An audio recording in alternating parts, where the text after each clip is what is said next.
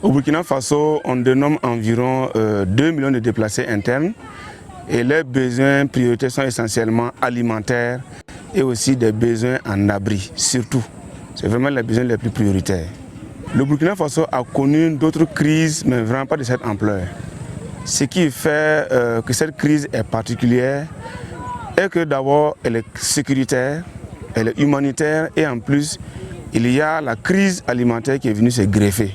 On est en train de mobiliser des ressources pour essayer d'intervenir dans la crise alimentaire et apporter une réponse de soudure pour la période de juin, juillet, août, septembre, qui est vraiment une période cruciale où les ménages vulnérables ont des problèmes pour avoir 1 à 2 repas par jour. Nous sommes dans une situation où la crise en Ukraine a aussi eu des répercussions au niveau du Burkina, où les prix des denrées alimentaires ont connu une hausse allant de 30 à 50%.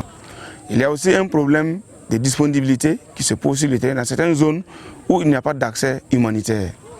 Au-delà de cela, la campagne agricole a été mauvaise, où on a une baisse de 10%.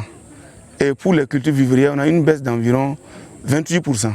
Donc il fait que tous ces phénomènes-là viennent s'ajouter à la crise déjà de déplacés, la crise sécuritaire, qui fait que vraiment il faut mobiliser des ressources pour apporter un soutien, surtout pour les femmes et les enfants qui sont les plus touchés. Ils ont des besoins alimentaires et au-delà de ça, ils ont besoin de pouvoir refaire leurs moyens d'existence avec du cash, avec des activités génératrices de revenus pour leur permettre de recouvrir leur dignité.